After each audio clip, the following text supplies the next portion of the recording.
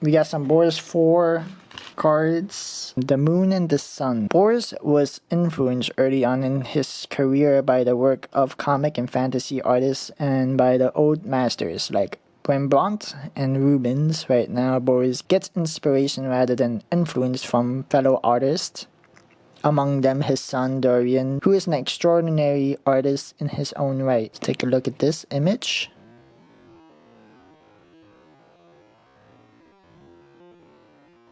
Set fantasy themes were used as part of this successful advertising campaign. Boris is often called upon by advertisers who are interested in creating an eye-catching, unexpected image to sell their products.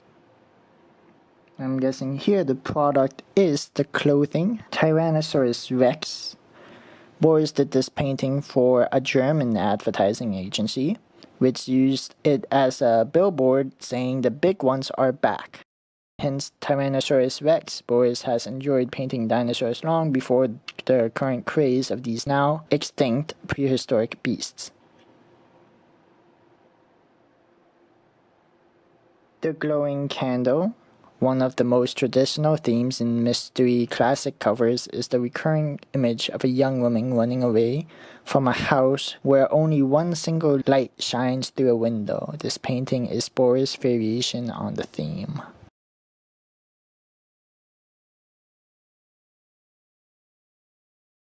Chicken Big. For this painting, Boris did something he rarely does and doesn't like to do. He worked without a model or reference, creating an entire painting from his imagination.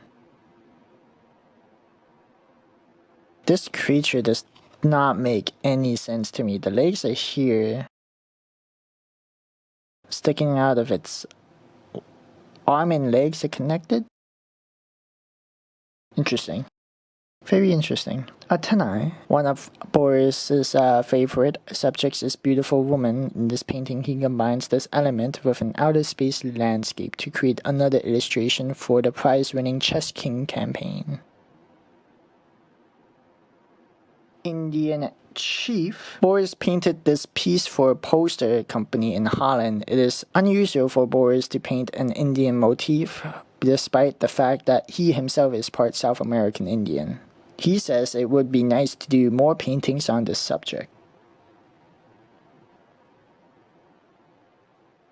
Saber-toothed tiger. Boris works in his studio with Julie Bell, and several of their artist friends drop by on occasion to share concepts and talk shop.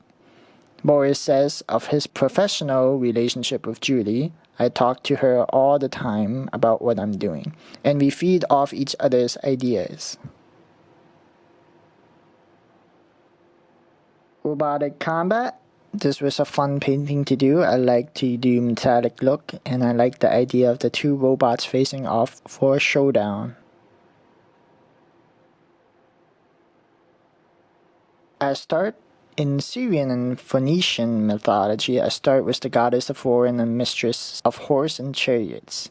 She captured Baudium from a herd of carnivorous horses of the underworld. The steed fed off the souls of slain warriors, which gave him ever more strength and power.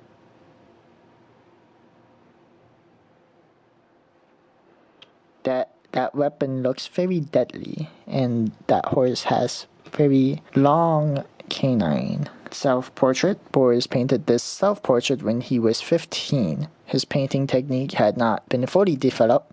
However, his drawing, even at this early age, shows unusual assurance.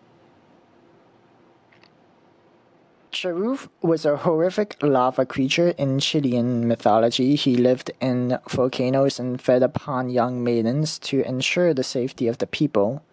The sun god sent his two warrior daughters to guard Charuf, armed with swords that could freeze him. He would sometimes escape, creating a volcanic eruption. What's up with this border? Not all of them has a border like that. I don't know how I like the border, since it kind of makes the image smaller. Paradise Alley. This painting was done as poster art for the movie Paradise Alley, but was never used. A little too busy for my taste, Boris explains. When dealing with movie artwork, usually several art agencies vie for the same commission, assigning their best artists to prepare their entries.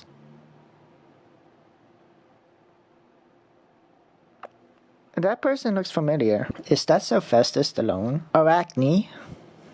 From the book Ladies, this painting features a portrait of sorts of Boris' former wife, Doris. The two collaborated on the book, with Boris painting the ladies and Doris writing stories about them. Torches in the Woods. After many years of staying off the receiving end of the camera lens, Boris posed himself for this painting done in late 1993 for Penguin Books. Boris used a friend of Judy Bell's son, Anthony, as a model for the child, since both the Judy's sons were out of town the weekend of the photo shoot. Arriving in the big city, Boris enjoyed painting the apprehension, the excitement of this innocent girl arriving in such a hectic, chaotic place. He admits that this painting was spurred by his own memories of coming to the US from Peru many years ago with my suitcase, my violin, and my samples, trying not to think, whoa, what have I gotten into?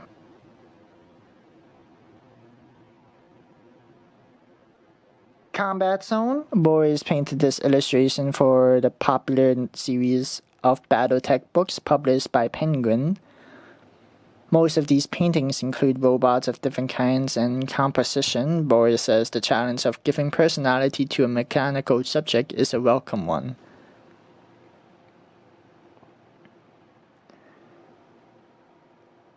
I love the little spaceship there. Handful, the client for this painting, saw this type of concept in Boris's book Mirage and liked it so much that he requested it for his own campaign. Handful is the result of that request.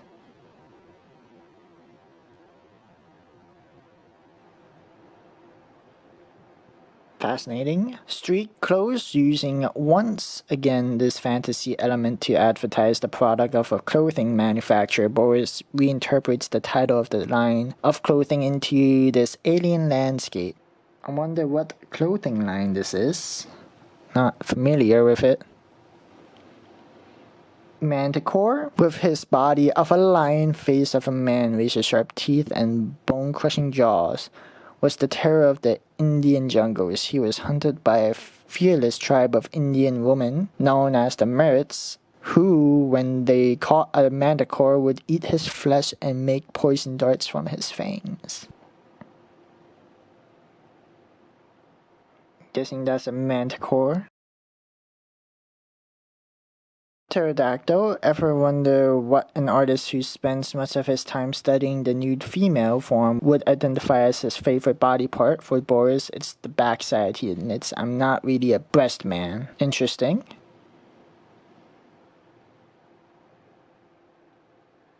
I don't understand how that statement pertains to this image, but I do understand why his favorite subject is the female body. No Place for Disgrace. Boris has done several illustrations for album jackets, and in this one, he presents the proud image of a samurai warrior who would rather die than face disgrace. Made this guy look really buff.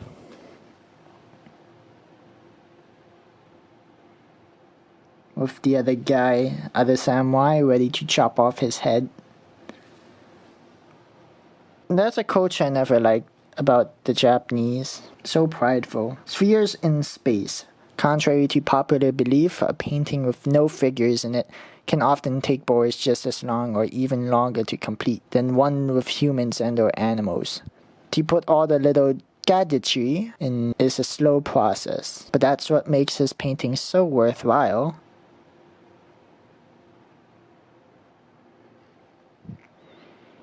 The Bird Hunter. Boris has won several awards for his art. However, he says, I don't pay attention to that. I'm very much against competition among professionals. I think they are all the top at what they do, and it's not an issue of being better than anyone else. We all have something to give. Gothic Nightmare. Boris did several paintings in the Gothic mystery genre since the renditions of this illustration require for the most part elaborate costumes. He soon grew tired of them and decided to concentrate on fantasy. Ceases. In Latvian mythology, Ceases was the champion who restored sunlight to the land by destroying an evil looming tree, planted by Sophasta, ruler of darkness, in the hopes of extinguishing the sun. It took Ceases 5 centuries to complete his task, drawing strength from his flowing hair and magic silver axe. His hair. Nice.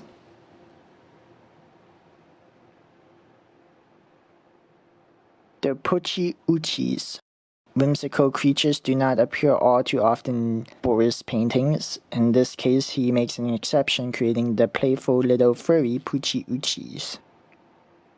Cute little rascal. Celis was the most beautiful maiden in Germanic mythology, the daughter of the sorceress Oslani. Celis became the target of a band of savage flying warriors who wanted to steal her for their bride. Oslani hid her daughter from them in the forest and magically transformed her into a deer. I wonder if that was a wise choice, because deers typically get hunted. Though I do believe deer are pretty animals. I think they're pretty. C for Sarkaria, one of Boris' earliest book cover paintings. This piece was done in 1976 for the cover of the novel by Robert O'Brien. The model used was the daughter of Boris' neighbor. She was not particularly thrilled with the way she was depicted.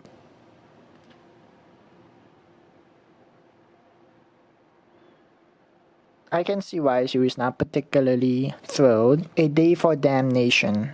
Boris feels that painting fantastic creatures, robots, and spaceships is simpler, although no less time-consuming than painting humans. Why? Because people relate to what a person looks like, and accuracy is necessary. But the other things don't have to look necessarily like anything you know. Boris painted this piece in just one day.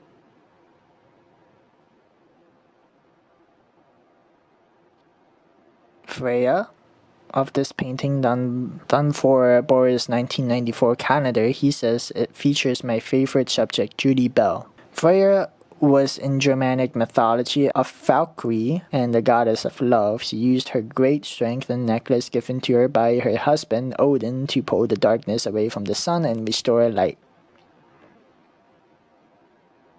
So that's Judy Bell, I suppose. Space Arachnoid. Boris is fascinated by spiders, but he admits he had an unreasonable fear of them at one time. He awoke one night to find a host of baby spiders scurrying across his bedroom ceiling. Boris decided at that moment to desensitize himself of his fear. I just decided to get rid of them all. And after that, I realized that indeed my fear was unjustified. Get rid of them all. Does that mean killing them all? I'm sorry, that's just what went through my head. Pedrom. Boris worked with mythological things for about 6 years in his calendars. He quickly realized that although many cultures have their own myths and legends, most of them are very similar. After covering the existing creatures and characters of standard mythology, Boris began creating his own myths. Pedrom is one of such Borisology figure.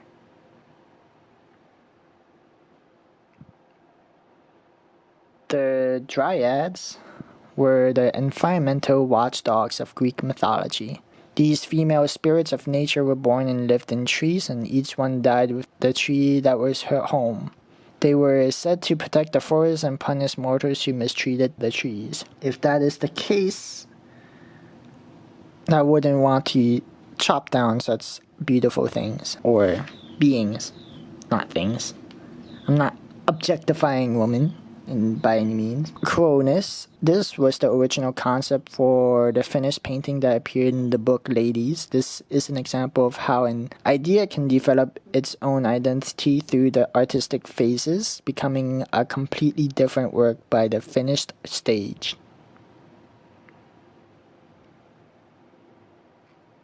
Serpent Slayer.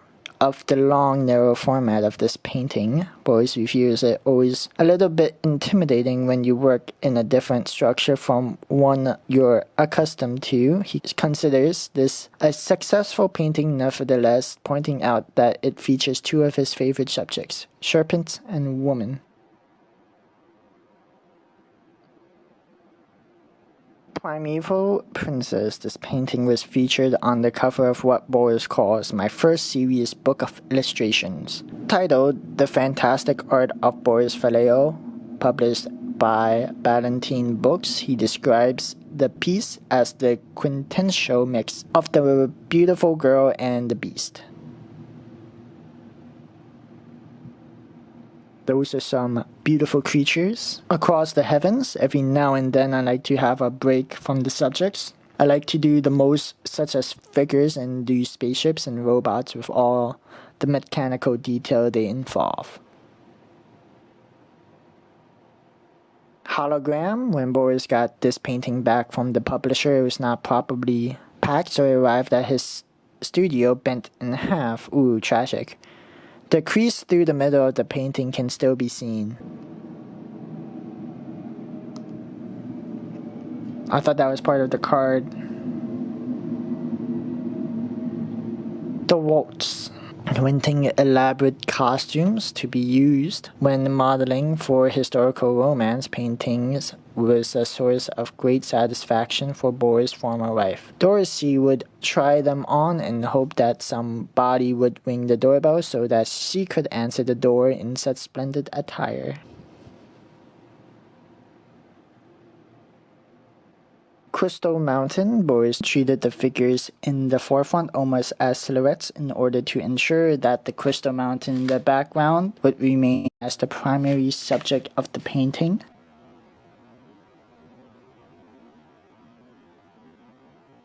Nothing but trouble. Boris liked doing this painting meant for Chevy Chase flick, Nothing But Trouble. However, he says painting the mountain of bones that provide the standing ground for the figures was very time consuming. Afterwards, the piece wasn't even used to promote the movie. Oh man.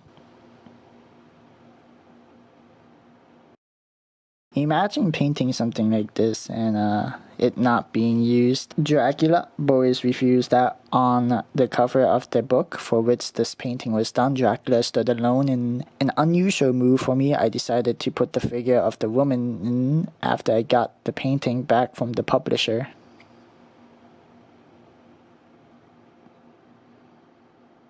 Leda and the Swan. The model for this illustration was the then girlfriend of renowned fellow fantasy artist Greg Hildebrand, a close personal friend of Boris. Greg himself also has appeared in several of his paintings. Interesting how he got another friend's girlfriend to be naked in a painting. European Vacation. Of this painting done for the National Lampoon film European Vacation starring Chevy Chase, Boris says, "Of course, we all know that Chevy Chase doesn't have huge muscles like that, but they wanted him to look like a superhero. Boris used a workout pal to pose for their body." Vampire Robot. Boris originally painted this piece without the vampire robot in the background. He added it later, hoping to make the painting more sellable for a prospective client. The customer didn't buy the painting after all. Boris, able to criticize his own work fairly, says, "I have to admit the vampire girl is not very pretty." That is very true. I don't find the vampire girl very attractive. Yatek had his friend Kathy pose for this painting. She is, according to Boris, an excellent artist in her own right, and he often offers her feedback and advice at his studio, commenting that Kathy is building a nice career in the fantasy art world. Boris is a good luck charm of sorts in this area. He also cheered on the rise to fantasy art fame of Judy Bell.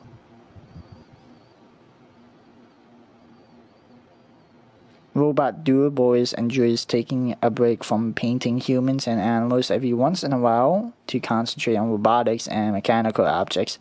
These subjects require just as much detail as humans do, although since there are no strict rules about what a robot must look like, Boris is free to explore and experiment more.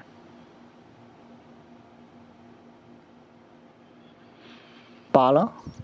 An Albanian mythological creature, Bola was also known as Bolar in the southern regions of the country. The demonic dragon-like Bola awoke only once a year on St. George's Day and would devour any human he saw. He was believed to have lived over 12 years before mutating into the equally feared Koshedra.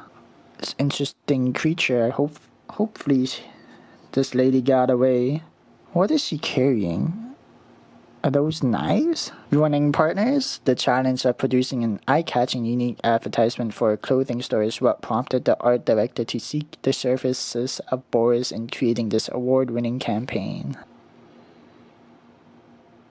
Archer, Boris keeps a collection of animal skulls in his living room and often uses them as reference for paintings like this one. The skull used here was a model of a saber-toothed tiger skull. Warrior on the steps. Boris stresses the need for getting rid of unnecessary emotional baggage. In order to do one's best work to that end, he has sought to identify and conquer what he calls irrational, unreasonable fears. The Nebulian horror, Boris's son, Dorian, appeared as a model for the first time in this painting done for the cover of a book. At the time, Dorian was 8 years old.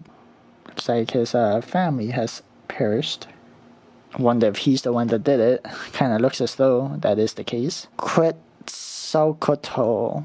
The Aztecs worship as the god of wind, knowledge, and the zodiac. He was a feathered snake who eventually transformed himself into a morning star. The legend says he abducted the Mexican goddess Maya Cure to be his wife. And when she was killed by the demons of darkness, Quetzalcoatl turned her body into flowers that blanketed the countryside. That's a nice gesture for this feathered snake creature.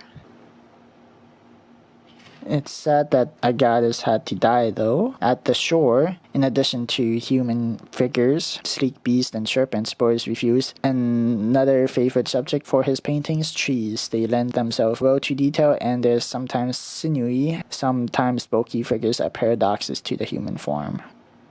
Don't see a tree at all in this painting. Volcanus. This was a sketch used in the book Ladais, for which Boris completed 10 full paintings and 20 pencil sketches, and his former wife Doris wrote 10 stories to correspond with the artwork. Very detailed. Looks like a pencil work. Nightmare. This piece was done early in Boris' career, and he admits that he doesn't paint this type of subject all too often. The reason: too many clothes. This guy does not like it when his subject wears clothes, apparently. Arbol is a Chilean mythology's greatest warriors.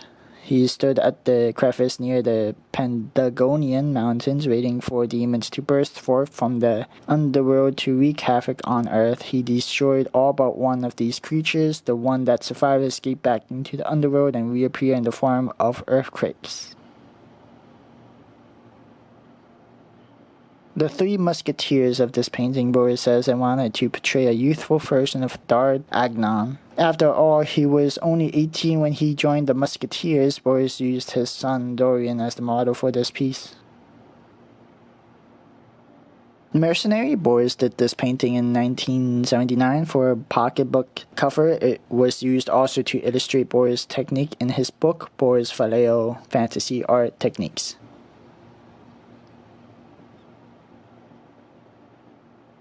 Mother's Child. Boris' sense of humor is evident in this painting. Done for a computer game package, the tongue-in-cheek quality of this painting suits well with his teasing personality. Condor Chucuy.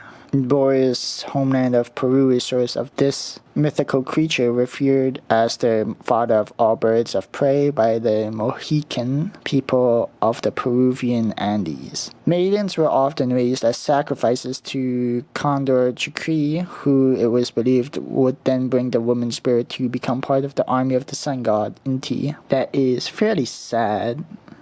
I hate it when people are sacrificed, especially women, or Virgin Maidens waterfall. This painting, featuring Judy Bell as its model, was stolen from a delivery truck before it could be published. It was done for a cigarette campaign. Boris, a non-smoker, admits the final painting was totally disconnected from cigarettes.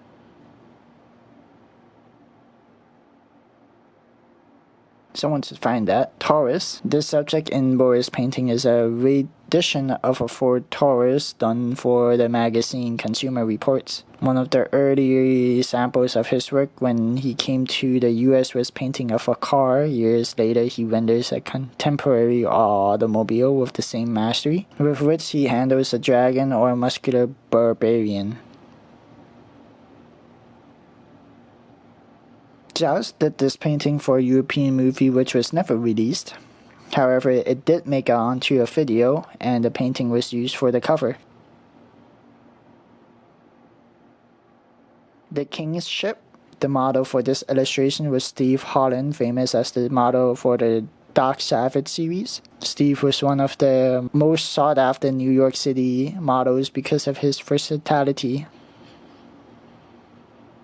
Molly Hatchet. Boris did this painting on an extraordinarily tight deadline. He returned from a trade show late the evening before the painting was due and stayed up much of the night finishing it for delivery. It was used as an album cover and features each member of the band Molly Hatchet. Oh wow. I would think they were females. Nebula. One of Boris's favorite nebulas is M42 in the constellation of Orion. This beautiful celestial body appears often in his paintings. Could he see it? How is this his favorite? Colonies in space. Boris is known to challenge the stereotypical and the accepted in his art, particularly when it comes to the myths and legends he illustrates. For example, he used an African American as a model for this rendition of Icarus. His Quetzalcoatl and Manticore also buck tradition beliefs about their appearances. The Ophyuk Hotline. One of Boris's earliest works for Dell Books. This painting features a current geometrical theme in Boris's art, the incorporation of circles and triangles to bring the elements of a painting together. Boris notes, though, that the use of geometric shapes is nothing new. Artists from Picasso to Rockwell have used them successfully. Just King Christmas. Boris did approximately 20 paintings over 1 year for this chain of young men's popular fashion stores. They were used as magazine advertisements, and the campaign won an award for creativity. Griffin Keeper. Janice Regain, at the time a top contender for the prestigious Miss Olympia title, was the model for this magnificent painting. One of Boris's favorite aspects of preparing the painting is locating or creating sometimes elaborate jeweled costumes.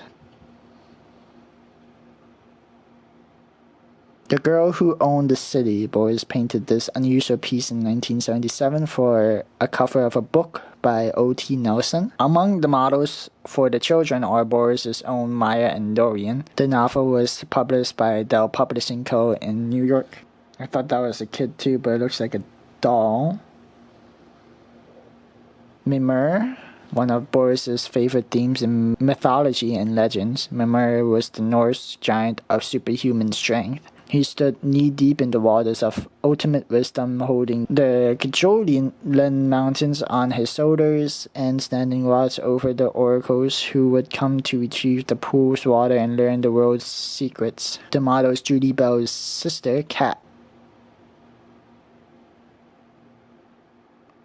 I wonder if that mountain's like upside down. More Than Fire of this manta ray-shaped spaceship. Boris says, I thought this was a really successful painting because I like once in a while to combine the elements of the animal and the mechanical.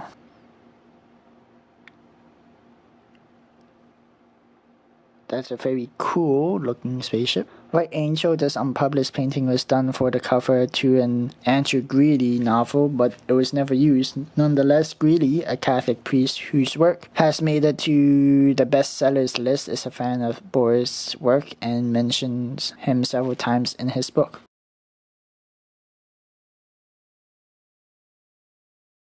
Davy, this painting was done for Ballantine Books very early in Boris' career as a book cover illustrator. Ballantine was Boris' biggest client at the time. The year Davy was produced, he did 37 paintings for Ballantine alone.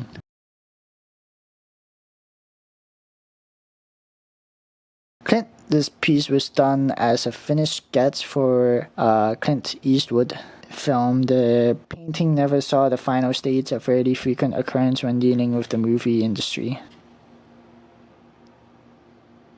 The Dream Sorceress of this painting, Boris says, I always like to do dreamy paintings and sexy paintings. I guess you can say I am a sensual person.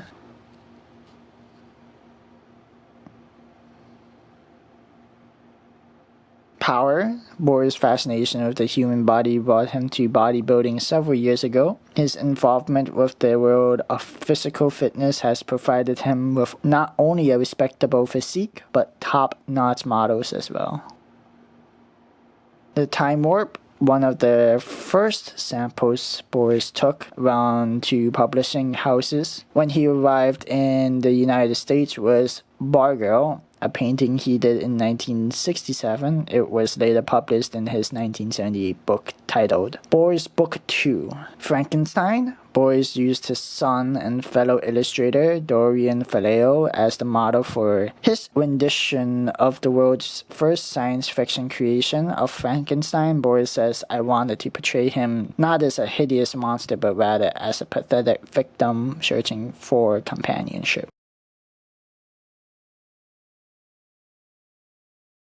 Silver Sword. This painting is the third in a series of video game covers. Boris did 2 of the cover paintings, and it seems he could have designed the games as well. They all feature Boris' trademark characters, beautiful women, muscular men, stunning costumes, and fascinating creatures.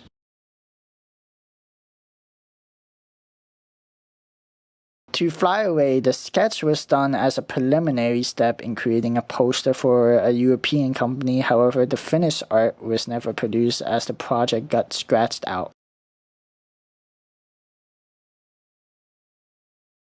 Steel Warrior. This previously unpublished painting was stolen about 10 years ago from a delivery truck on its way to be framed and was never recovered. The model is Judy Bell, Boris' fellow fantasy artist of the painting. Boris says, I enjoy showing power, people strong enough to break through doors, walls, and the like. I wonder if he takes a picture of his paintings, because if they're stolen, how are they here? The Unicorn of Central Park. Boris used to own horses, as his former wife Doris was a competitive equestrian. Boris is fascinated by these beautiful animals, and they appear frequently in his paintings.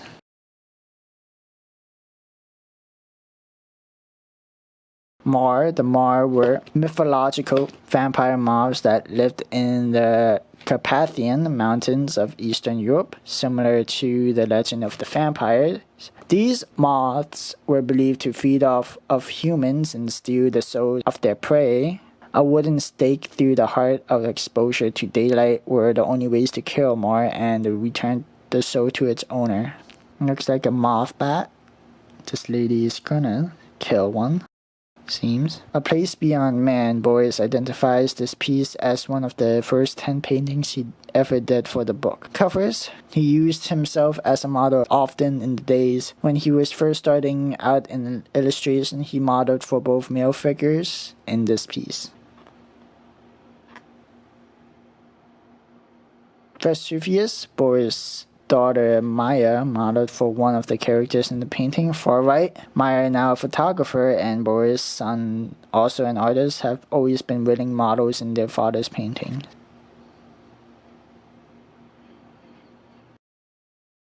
Okay, and that seems to be it with the checklist card. Let's see what they look like in my binder.